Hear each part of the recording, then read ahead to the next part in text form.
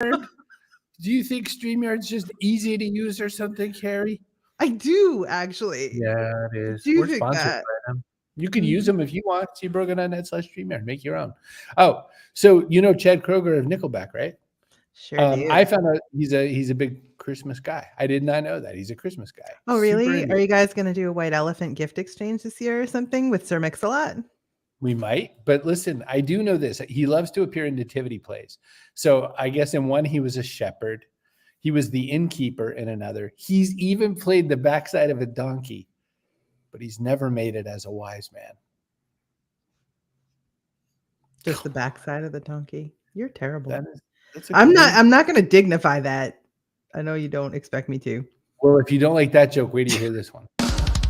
Hi, everyone. Tim Kitzer from NBA Jam and NFL Blitz, welcoming you to The Backpack Show. Your hosts, Chris Brogan, Kerry Gorgone, Boom Shakalaka. Backpack Show.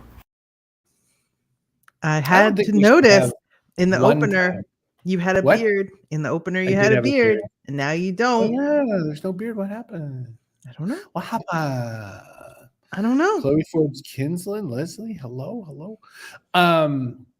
Yeah, I had a haircut accident insofar as I got my hair cut, and then I decided to trim up my beard a little bit, and then I don't know. Then you there went the beard. The beard's gone.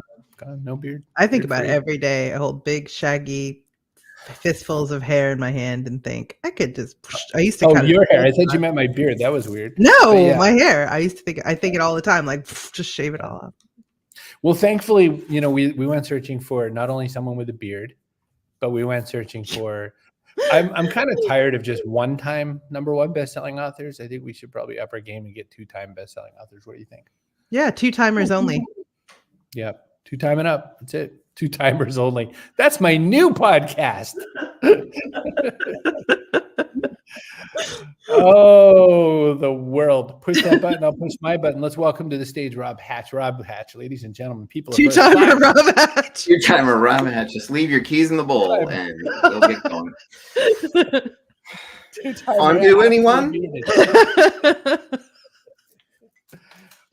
Hatch. So, how are you? I think of you as a guy who's always, craving attention because, that was the other book. See, that was the other book. But now that you've done something with yourself, now you can talk about success. Now that you've done something with yourself. Now that I've done Success Frames. So, Rob, this book came out and it shot to #1, Success Frames. We're a little punchy today. We are a little punchy. What happened? I don't know. Brogan without the beard is super sassy. I got to schedule a lift ride. I don't know. Rob, what is the story here? Why do people need success frames? Does success frame basically mean that you pre-buy the frames to put your awards and certifications in? What is absolutely you go shopping for the gilded, of course. No, success frames is my response to this idea that we learn from our failure, and research has demonstrated that actually we don't learn very well from our failure, but it keeps getting shared time and time again. We actually don't take the time to look at our failures to extract any lessons, and also it's kind of a threat to our ego to actually delve into that to be able to extract any lessons. And for the longest time, I've always known that I do better when I can account for my wins and figure out how I did the thing. Like, what were the steps that I took? And even not just me, like, oh, well, you talked to Kerry and she gave you great advice. So that becomes an element of the frame, which is reach out to smart people and in green sweaters and get their advice. And so that becomes an element. And I can pull these things together when I reflect on what went well. I can name all the elements and say, well, let me try that again with this new challenge. It pays to talk to smart people. It pays to be prepared, Rob. Whatever those things are. And it may be common. Some of it might be common sense but we don't always follow common sense. We don't always follow the best advice. But when we can kind of deconstruct, this is what worked for me, not just what worked for somebody else. because people will give you lots of, follow this formula. And you and I have talked, you've got Zero Formula is the name of your newsletter. There's a chapter in this called Frameworks, Not Formulas. The idea that it's not going to be so specific every time, but there are elements of a framework that can support you to tackle something new. What about failures and successes? You got to kind of deconstruct when you think about it. I mean, our whole show is deconstructing. Or do we? So the idea, you're not wrong. It's not that you can't learn something, but we generally don't. And what lesson is it that you're trying to figure out, right? So it's when you're deconstructing your failure, you're like, okay, don't do that again.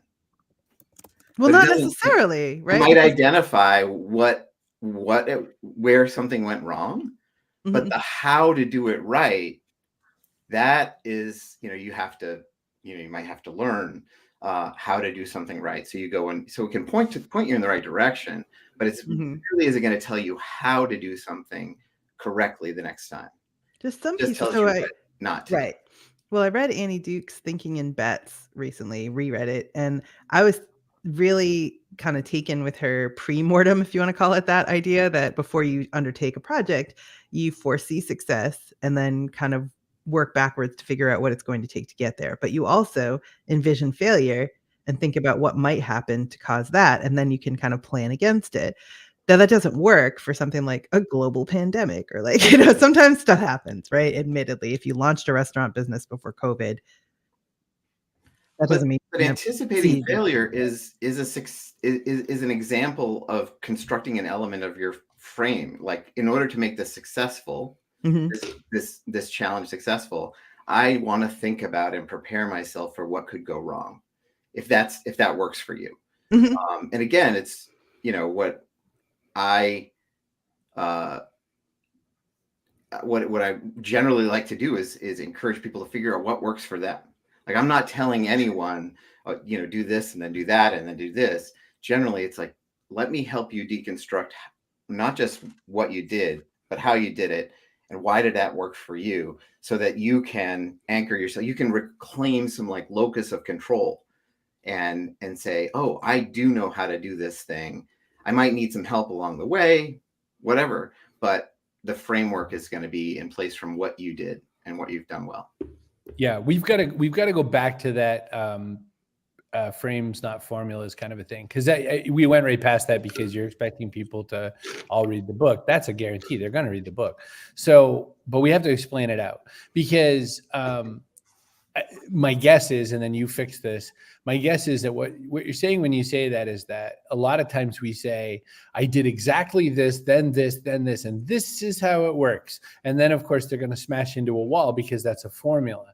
What you're saying is there are things and elements that I need to make a success. How close am I to your chapter? Yeah, no, you're spot on. It's because the context is always different. The challenge is different. And this is, again, one of the things that that rubs against, it sort of grates against me when people say that they pair up learning from failure and the idea that you can't, take these, without that, you've got to take these big risks, and the anchoring yourself in success gives you a platform from which to leap. Right? That framework supports you to say, I need to be prepared. How do I prepare? What's my, so I leave myself half an hour before the show. I, make sure that all of my branding elements are in the right folders, right, Kerry? So whatever that may be, these things help me to be successful. And then from there, I can take on a new challenge and say, I have never done anything like this before, but I might have examples of trying new things that that I can anchor myself to. Michael says, hi, Team Awesome. Hello. So everybody. And we also have and the haircut's going number over. one trial attorney telling me that he likes my haircut. That's a success. Yes. And that you're sassy. That was the other part. Focusing on past successes is also a great antidote to imposter syndrome. Now, I have a very different opinion of that. first off, I don't have imposter syndrome, so maybe I just don't know how to use that particular tool. But what I feel like is if I think about my past successes, I feel like I'm more at risk of following a formula. Can you please, what's the distance between those 2 points in your mind? Is there something there? What's your book think I should think? Ask me that question again, because I Okay. So Because he wasn't listening. Sorry. Carol, no, shush. Come on, don't. That was a really smart coaching way of saying I wasn't listening. Yes. Carol said, focusing on past success is a great antidote to imposter syndrome. So I said, I don't have imposter syndrome. Never have. I don't understand it. I have my own. Confirm. I have my own collection of problems. And that's not one of them. But focusing on past success to me feels like you're going to grab the wrong elements of it and make it a formula. Like navel gazing. That's what I'm thinking. But maybe you'd say differently. I don't know. I think I agree with Carol in the sense that because since you can't identify with imposter syndrome, it doesn't, there's no sense of trying to understand why you don't get it. But for someone who does experience that, they can use it as sort of fuel to say, look at what I am able to do. Look at what I'm capable of. I did work hard. I did make these smart decisions. And again, those smart decisions might be to work with other people and collaborate and pull, that might be part of your thing. It's not all you. And the mistake in this, what I think you're kind of alluding to, is it's not about navel gazing or resting on your laurels. You don't go back to the success and sort of bask in it and go, you're gathering the data the way that when you say, let me learn from my failures. I'm just saying that doesn't give you a whole lot of information in terms of what or how to accomplish this next task. And to Mitch's question, like the right third parties to help design and put your unique success approach together. It's sometimes it requires a very, very deliberate process. That's why I didn't show Mitch's question, Rob. There you go. It requires a very deliberate process of trying to break down what went well and why, but having a supported process, like having a coach who will help you do that is super helpful in identifying those things, or going through a process of either reflective practice, which is deliberately going down and saying, how do I do what I do, taking it from, well, I just know, or I just do it. I've just always done these things. Like, yes, but how? Like, what decision do you make? How do you prepare? How do you gather data? How do you discard data? All those things are components of your process. So it does help to have someone who can kind of go back and forth and kind of keep you in that space where you can reflect and then come up with something. It's called, either reflective practice if you're doing it yourself, or supported reflective practice is reflective supervision, which I think is super valuable. There's actually a great article that came out, I think it was in Forbes, but Time, etc., the virtual assistant company, recently switched from having managers to having coaches. They got rid of all their managers and replaced them with coaches in groups of 6. And they saw a massive increase in their productivity of everyone. Just the idea of, and you might not be able to replace all your supervisors and managers, but to take a more coaching approach to supervision, where you're helping people extract and understand what they do, how they do it, how to bring certain things to bear. I want to re-ask you what you just said, because I wasn't listening to you. But first, I want to say hi to Becky McCrae, who I only know that's Becky because I went into LinkedIn to try to figure out which LinkedIn user that was. But StreamYard respects data privacy. You have to give it permission to show. Rob, I was listening, but I was only about a little bit listening because I blather. So. Yes, you do. So what happened was you said instead of managers, this group decided to have team people reflectors. Say that again. So Time, etc. is the name of the company. Yep. They're a virtual assistant company. They did a survey of their employees on the heels of learning about that employee engagement is down, and they asked their employees what they wanted, what they needed, and it turns out they needed someone who resembled more of a coach than a manager. Okay. So they got rid of managers and replaced them with coaches. One coach for every 6 or 9 employees. I can't remember which it was. Did they just tell everybody, guess what, your coach is now? Or did they actually? I don't know the exact process. It was just a summary I article. freaking love it. I'd be like, by you're the telling CEO. me someone else gets to approve time off and I just get to coach? Frick Right? yeah.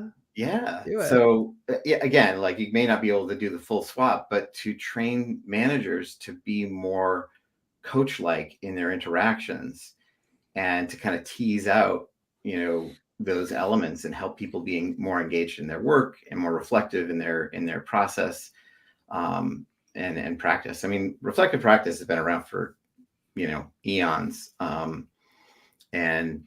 it is that sort of deliberate process of reflecting on your practice.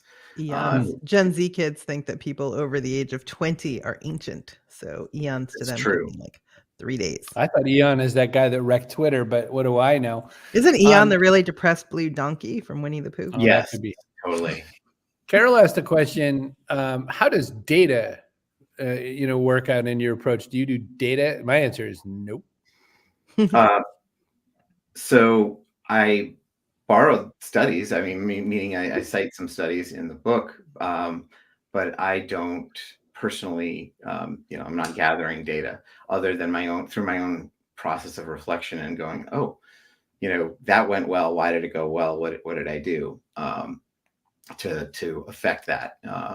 And there are factors that it'll always be multiple factors, but to the extent that I can isolate what actions I took or how I controlled it, or that's what I'm looking for. And again, going back to Carol's point earlier about the she didn't mean it that way.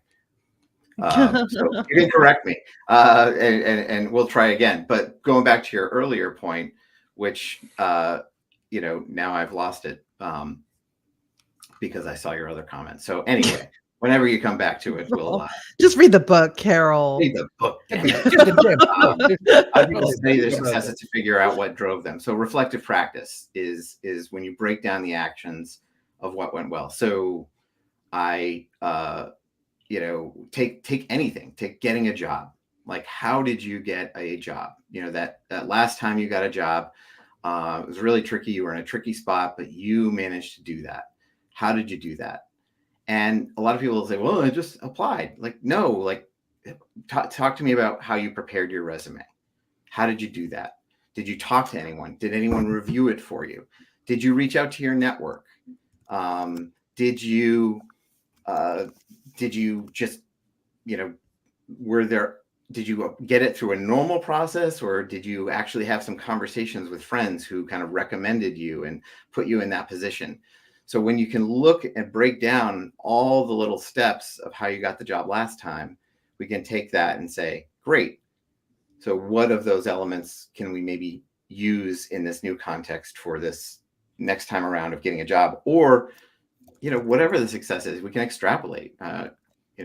Here's the basic framework of all the things that you did. I was really prepared. I reached out. I connected. I read. I created a list of interview questions that I thought I might be asked and how I would respond. And I practiced and I rehearsed. And, this is where that sort of common sense, of course you want to be prepared. Of course you want to rehearse. But when you tie it to what you've specifically done, the advice that actually worked for you, now you've got control again. And you could say, I can do this.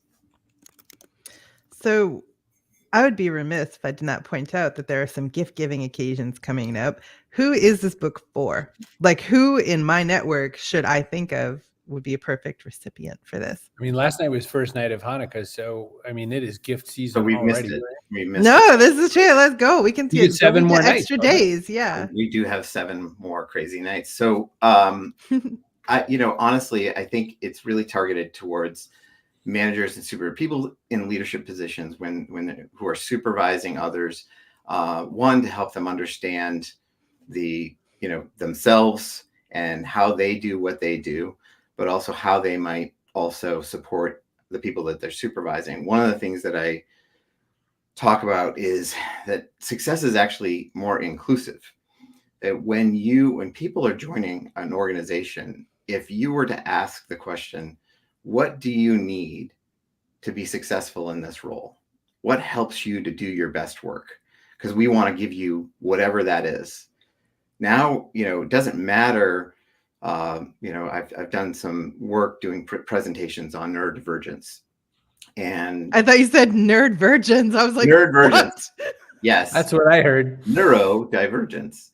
And so for someone with ADHD, which is my affliction, they might need there's certain things that help them to do their work better, to help me to do my work better. I need a little bit more time between meetings. Like my meetings really short, the type of feedback that you might want to receive, or after you go to a meeting, the manager might provide notes to someone versus, other people may not need, a whole broken down, like here are the main points, but let me give you what you need so that you can have clarity over everything that we presented and you understand it, and control so that you know exactly what you need to do. Clarity and control, those two things. So the idea that's anchoring people in their success, meaning what is it that helps you to be successful? What are those elements?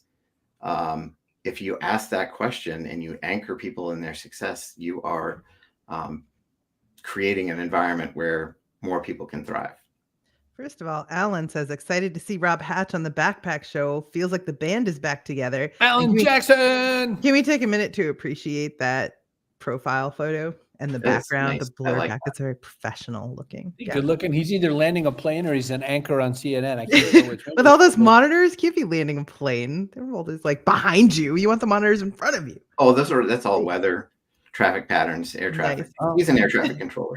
And I have to think maybe this is Becky McRae, but LinkedIn user, sorry for always use your head. Can you talk about the distinction between using what you know worked for you and borrowing ideas from other successes, like best practices or wise practices? I'm kind of anti-best practices because they're so often applied with a sledgehammer. Look, she signed it, Becky McRae. Becky McRae. No, I can't talk about that. No, well, damn, that was a lot of buildup for nothing. It's a lot. By the book, Becky. So again, it comes back to what works for you, right? If getting ideas and extracting ideas and extrapolating ideas from others is helpful to you and integrating them, it's a matter of how you work best. Like, how do you take advice? How do you like following a very specific formula? Like, I would never make it, and I talk about this in a little bit in the book. I would never do well in an MLM situation. Like, there is a very strict formula in that. And I'm not speaking, poorly against this idea, against MLMs, but there's a script, and if things don't work out for you, they're just going to shrug their shoulders and say, "Well, you didn't follow the script." But the script often feels so clunky.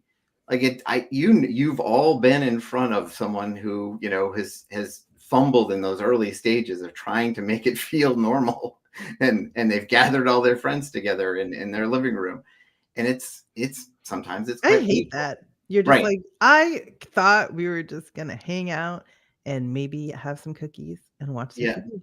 And now I'm in buy your stuff. Yeah, and again, they're just following the script, but it's so clunky. And if more work was done, now these companies are not hurting in any way, shape, or form, but the percentage of people who actually like succeed at the level that they love to tout is so tiny.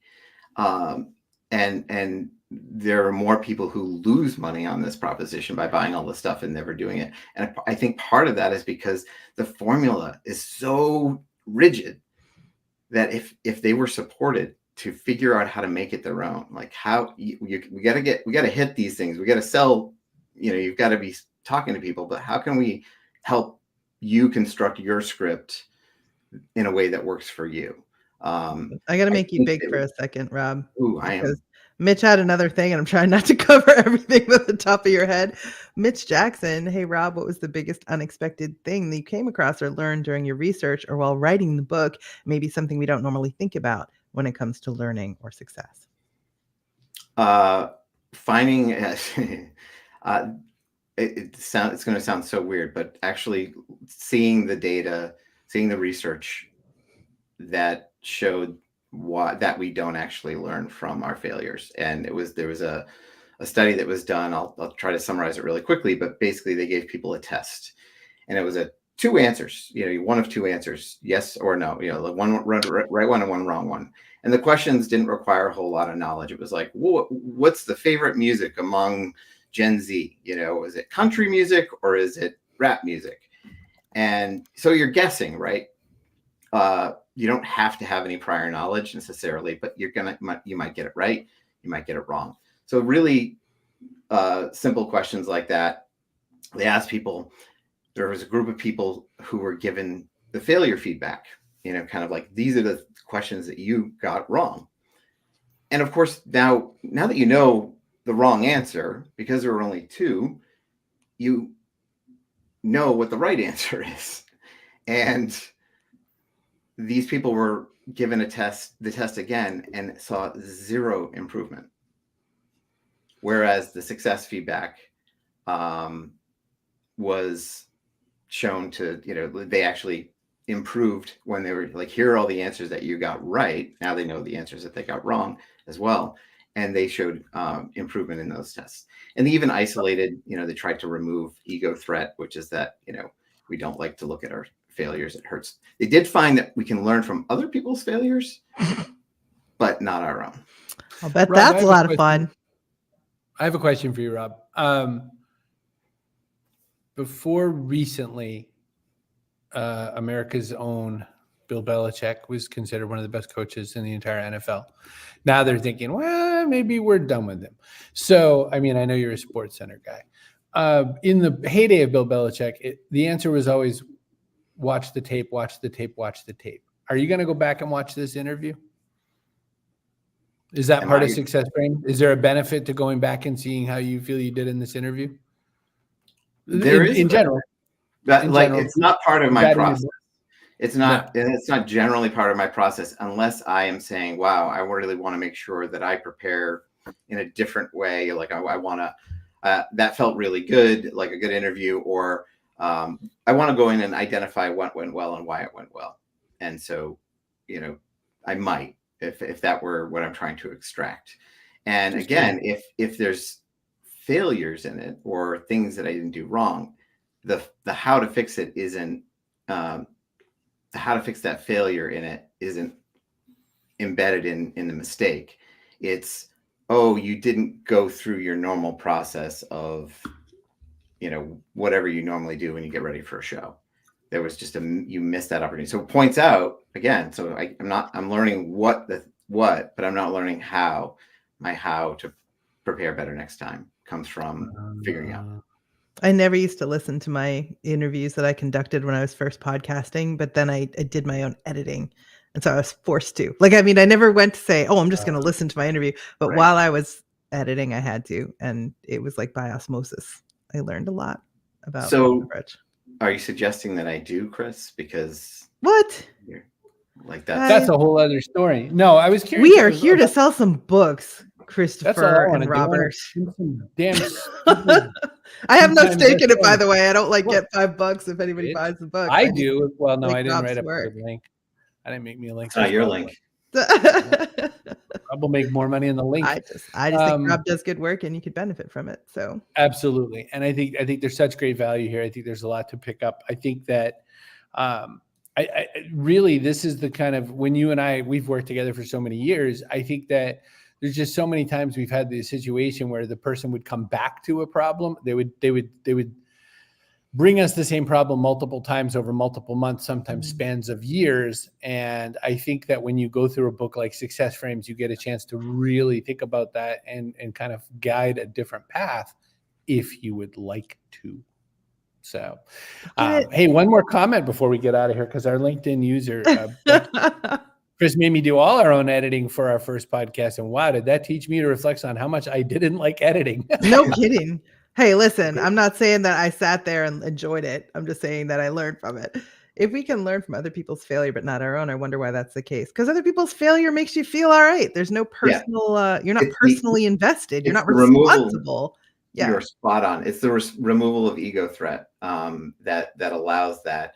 So again, it's not that you absolutely can't learn from failures. It is really more a process of how do you get there? And I've only learned from failure. I savored my failures. I will sit with it and feel that pain and think, never effing again. Yeah, no, I do. And then I bring 100% to everything because I gotta say, like the feeling of failure. I don't like it, but I can tolerate it so much longer than I should. Meaning, here's a simple example. I was having a conversation with someone the other day, and this might be just an ADHD trait, but the idea of, let's say something simple as, when you walk in the house, common sense tells you should just put your keys in the same damn spot every single time. Take them out of your coat, especially in wintertime. Take them out of your coat, put them in the bowl. Take them out of the coat, put them in the bowl. Different kind of bowl. But my brain is running at 1,000,000 miles an hour. I take my coat off. I toss it on the back of a chair.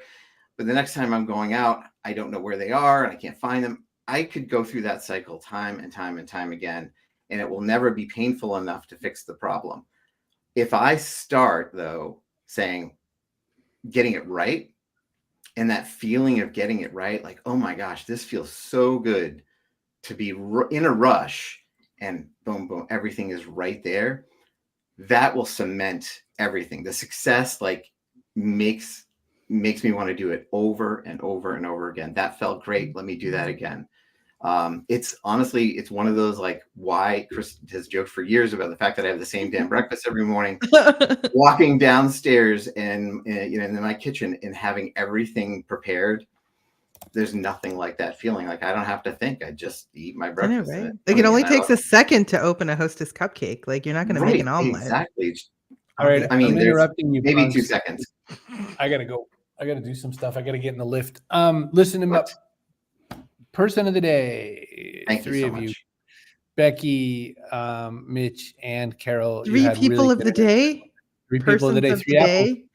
Oh, Mitch. Mitch is talking about the lifestyle now. Wow. Okay, then. All right. Hey, Rob Hatch, we do this with guests. What goes in your backpack? What's something you can add, physical or metaphorical, that you should add to your backpack? What's the story? Smart people.